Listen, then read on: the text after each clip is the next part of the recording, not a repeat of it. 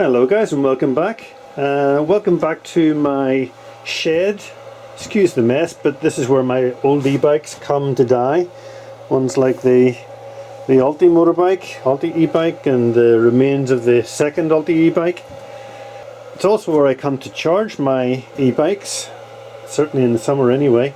As you can see down there are some old car batteries which, while not perfect and not good enough for cars, or good enough for this job, and those are being charged by a solar panel outside, and those batteries are powering a 12 volt inverter, and the 12 volt inverter is powering the charger for my e-bike. Probably not the most efficient way of doing it, but it was the convenient way to do it. So anyway, that's how I'm currently charging this bike. What I also wanted to say, guys, was full disclosure, this video is not sponsored by anybody. Nobody is paying me to make the videos. However, the links that are in the description down below are affiliate links, and if you happen to use those links to make a purchase, I will get a couple of dollars commission. So just to keep myself right with eBay, I have to declare that the video, while not being sponsored, the links are affiliate links. Anyway, thanks for watching and hope you enjoy the video. And welcome back to basically part 2 of the last video, which, if you watched it, was how I installed the KT 1500 watt sine wave controller into my e-bike and how I basically screwed it all together.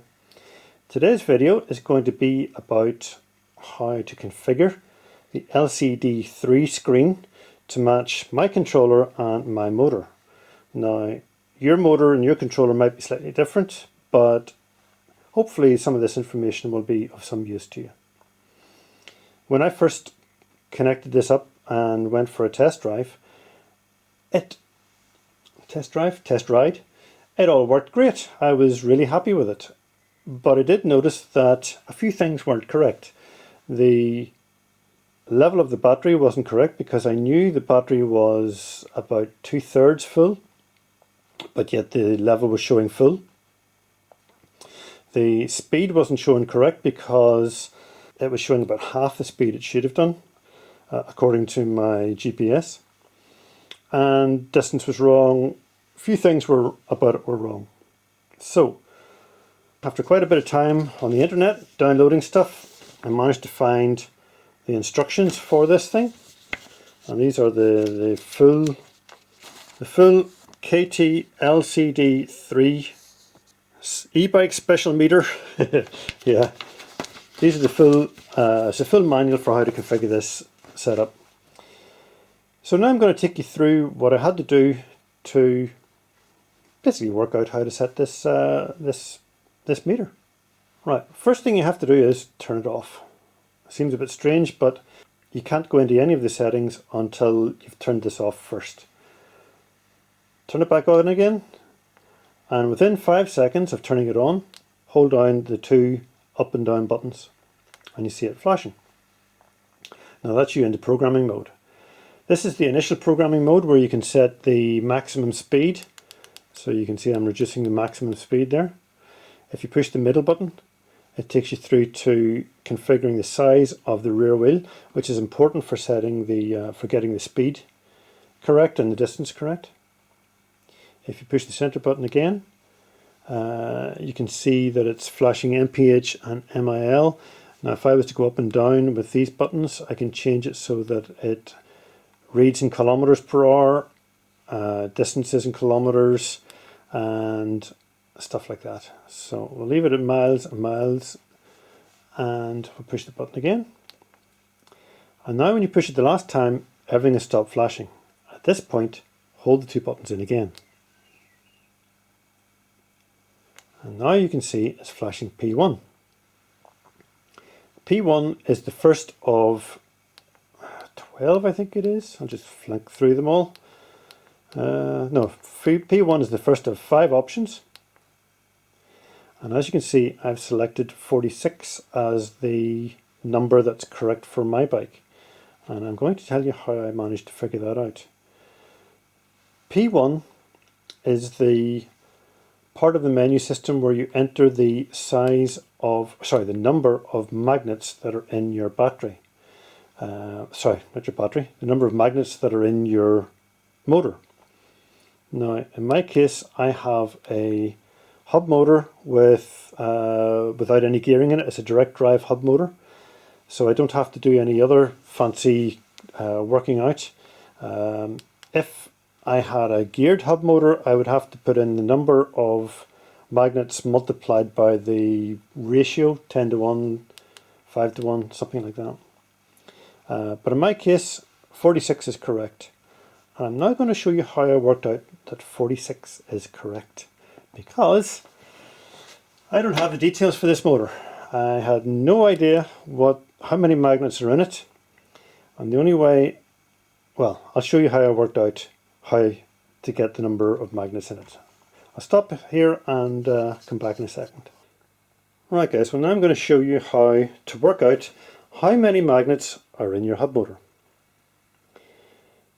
After scouring the internet for several hours, over several days, looking for an easy way to do this, I couldn't find any easy answers. People were talking about putting multimeters onto your phase wires, putting multimeters onto your hall sensor wires, none of which made any sense to me, because how on earth are you going to count the pulses from a multimeter?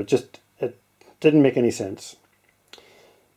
But it suddenly dawned on me that there's actually a much simpler way of doing it than that. It doesn't require any expensive equipment, doesn't need any fancy meters or anything like that. All it needs is a piece of wire. Here's all you need to do. First thing you need to do is to disconnect the battery from your controller. The reason you're doing that is because you do not want, under any circumstances, you do not want this controller to burst into life and start spinning or trying to spin. I know it's not very likely, but for safety's sake, disconnect the battery. The next thing you need to do is to locate and bare your phase wires. Now the phase wires are the three heavy duty wires that go down to the motor, and they are the wires that take the power from the controller directly to the motor. They're the main power wires for your three-phase motor. All e-bikes have three-phase motors. So once you got your phase wires located and bared, it doesn't matter whether they're connected to the controller or not. What you need to do is to short out two of the phase wires that go to the motor. And in my case, I'm just going to use a little bit of copper wire. All you're trying to do is all you're doing here is you're trying to short out two of those phase wires.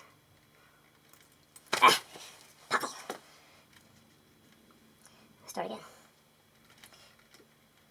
If I wasn't so lazy, I would disconnect the thing, but... Right, that's it.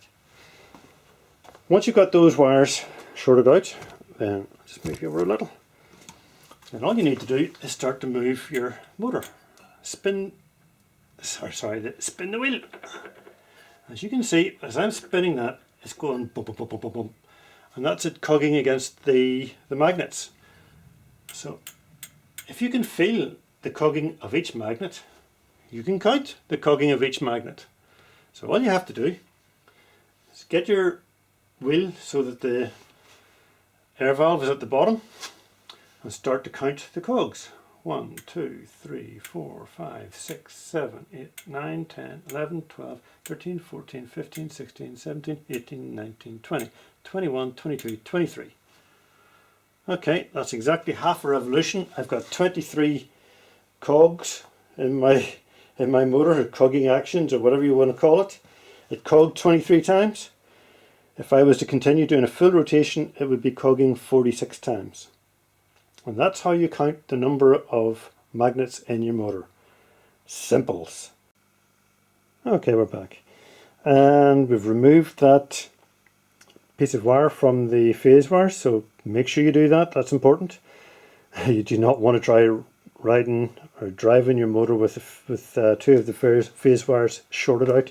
Fairly sure that'll do bad things. Anyway, turn your controller back on again. Within 5 seconds, go into control mode. Push the button 1, 2, 3. It stops flashing. Hold them in again. Goes into P. P1 is 46. So I've already said that. So now go on to P2. P2 is if you have sensors within your motor that are telling the controller what speed is going. I don't think I have any. If I do, they're not working. So if you know what it is, set it to between 1 and 6. If you don't, set it to 0. So I've set it to 0. Those are the two things you need to do to, I'll just mess about with this. Those are the two things you need to set to get the speedometer correct with my particular motor. Yours might be different, but in my motor, those are the two things I needed. So P3 is, if I remember rightly, something to do with, what's P3?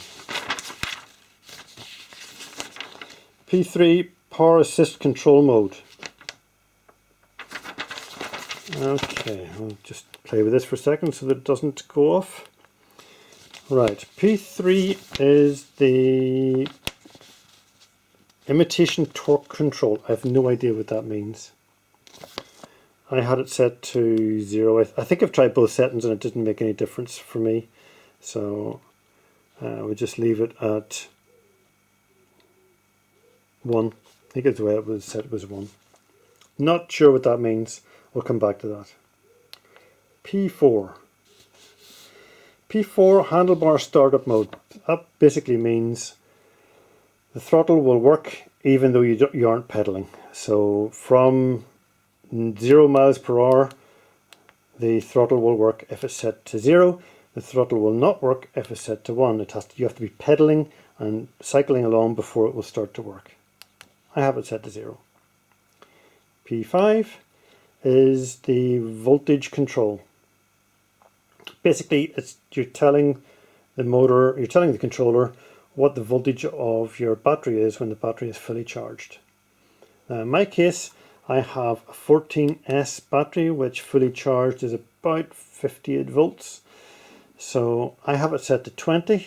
I'm not 100% sure if that's correct, but it's around about right. The battery's approximately half full right now and it's showing about half. So it's only approximate. This battery level is not going to tell you very much anyway.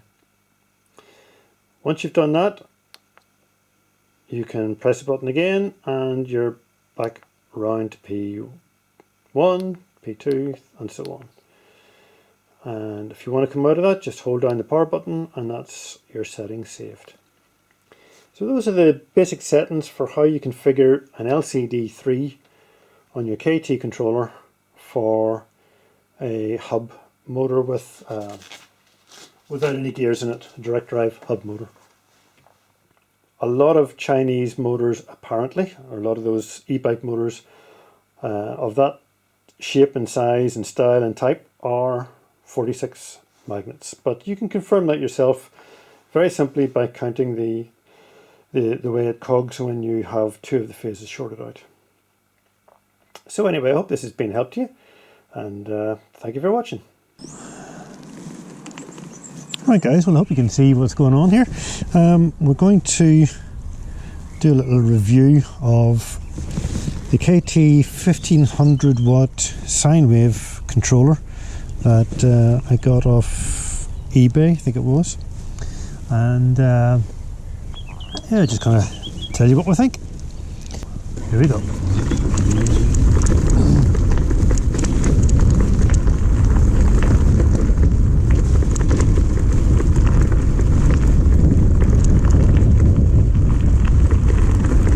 Hopefully you can see what's going on. You can see the dash or the display.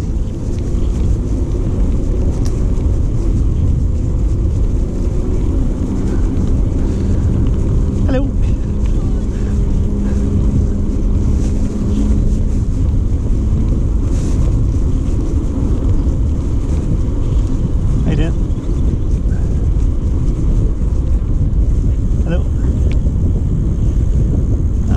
lovely day today and there's lots of people out.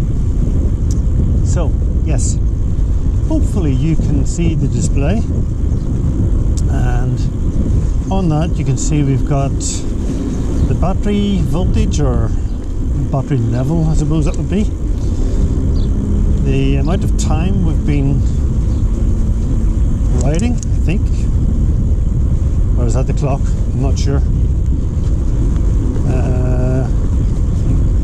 Speed is in miles per hour, which is miles out, so we need to figure that out, get that sorted.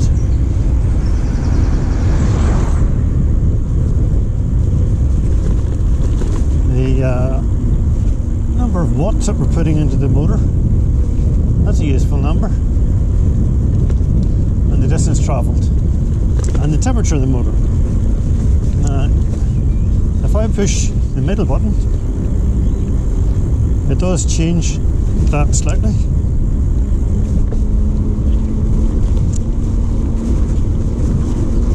And you get different information there. With one of them is actually called volume. I'm not quite sure what volume is about.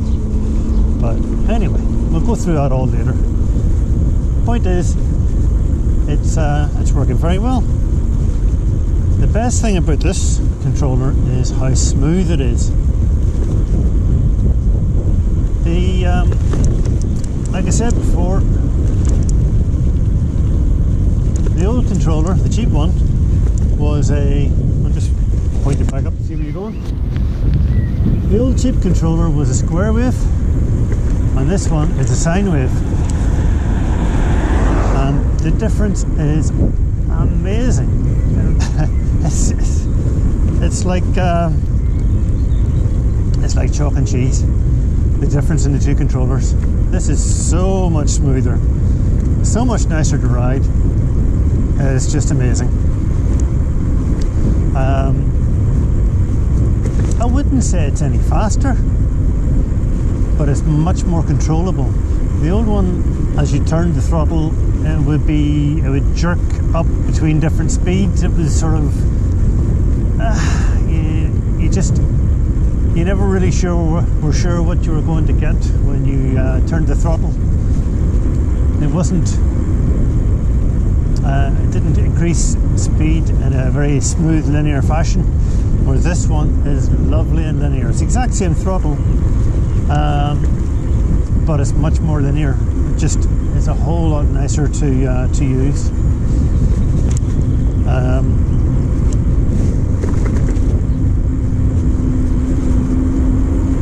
This one also has Regen, which I didn't even realise when I bought it. If I am going along fairly quickly, you need to be doing maybe 15 to 20 miles per hour for the Regen to work. So you're driving along doing 15 miles an hour thereabouts. If you roll off the throttle very gradually, you can actually feel the bike slowing down. If you turn the throttle off completely quickly, it doesn't do anything. But if you roll it off very gradually, you can actually feel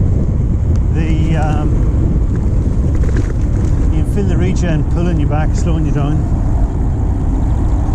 And that slows you down until you get to around about 10 miles per hour, and then it cuts out. So yeah, really great to have the Regen. I don't know how much difference it's going to make to the distance that the bike can travel. Probably very little difference. From what I can gather, it makes about 2 or 3%, or maybe up to 5% difference if you're in a very hilly area. But for normal riding, it's really not going to make a whole lot of difference. So, but it's nice to have. It also has a cruise control, which, like the other one did, you set the speed that you want to be going at, hit the cruise control button, and it just sits at that speed for however long you want to. As soon as you touch the brakes, it cuts out, and as soon as you touch the throttle, it cuts out as well. But much easier to use the cruise control in this, because setting the speed is much easier, especially the lower speeds. The other controller, I found that trying to set a low speed of maybe 10 or 15 miles per hour was not easy. It didn't want to go that slow, it always wanted to go fast. But this one, much nicer. I can set my speed to 10, 15 miles per hour, whatever I want it to be. Hit the cruise control button, and that's it on cruise control. So yeah, really pleased with this controller. It is lovely and smooth, lovely and comfortable to use, and it's just a real joy to use, to be honest. So very pleased. Bumpy road. So yeah, I'm just going to take the bike for a spin now, and well, we'll see where we end up.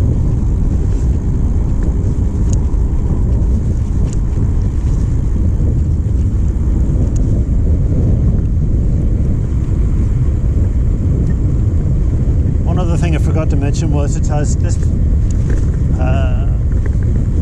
controller has 5 different levels of assist. So if I put I'll just put it down again so you can see what I'm doing. The cookie side's busy today. Yeah, so if I put this down into number 1, into assist level number 1, it will assist me up to a speed of about 5 miles per hour. It's really slow. It's more like walking pace. If I put it up to number 2, I have it flat out, the throttle flat out at the minute. So with assist level number 2, it will do approximately 13, 14 miles per hour, maybe 15, something like that. If I put it to assist level 3, it's good and up again. And we're doing about 22 miles per hour on assist level 3. Assist level 4.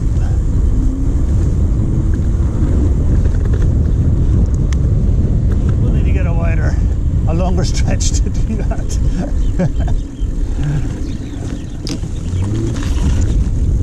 Right, let's see how fast assist level 4 gets us to.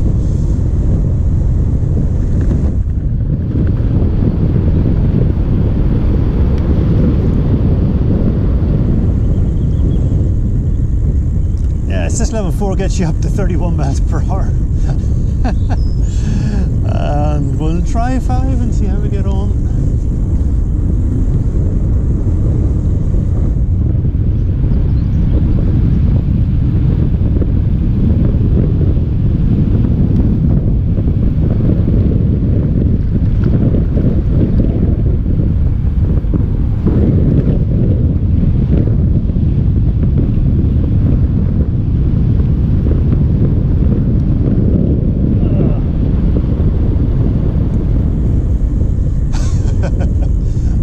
Out about 35 miles per hour there, so I think what I'll do is I'll put it down to assist level 2, which is plenty for the vast majority of times that you're riding the bike.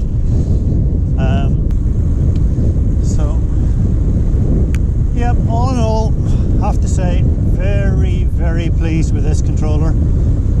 It's nice to have a good quality display.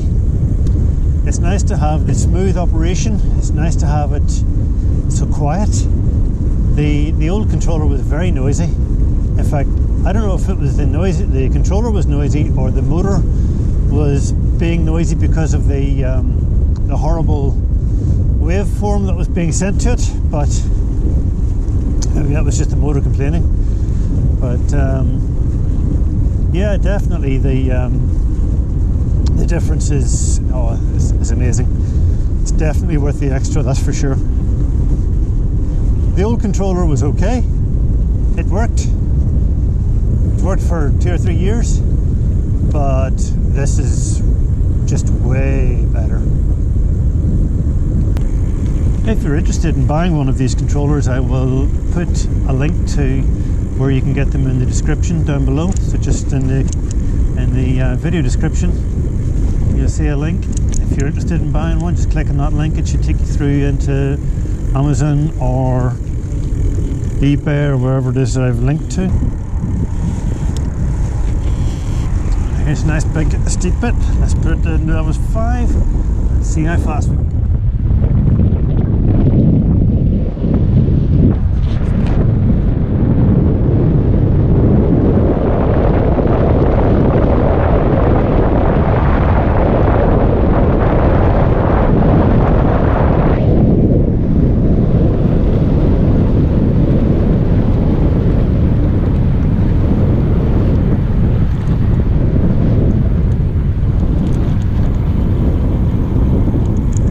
Managed 35 there before I chickened out.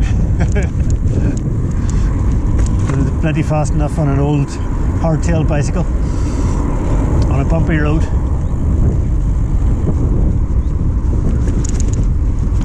And when I say old, I mean old. It's at least 20 years old, this bike, but I still love riding it.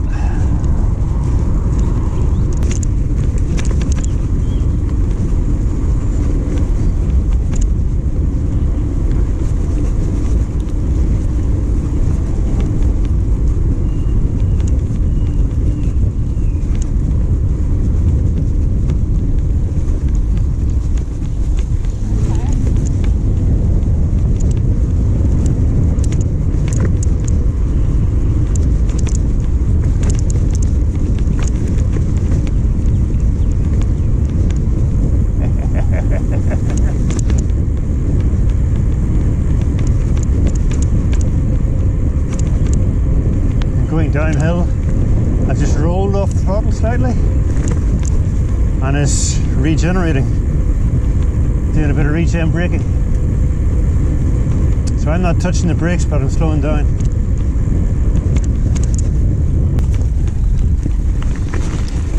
Okay guys, so in summary, what do I think of this KT 1500 watt sine wave e-bike controller? I absolutely love it. It is brilliant. Really, really, really good. A revelation. I've been riding an e-bike now for 2 years, just over 2 years, and wow, this has just made it. It's just like, it's almost like the first time I rode an e-bike. A really good, fun, pleasant experience. Almost not quite as good as that, but almost as good as the first time I rode an e-bike. Like I say, it's a revelation. Never knew they could be this good. So yeah, definitely worth putting some of your hard-earned readies into. Obviously you need to have your battery and throttle and everything else to go along with it. If you don't have all those, I'm sure you can find an e-bike kit that includes a KT sine wave controller. But if you're looking for good quality, this is definitely the way to go.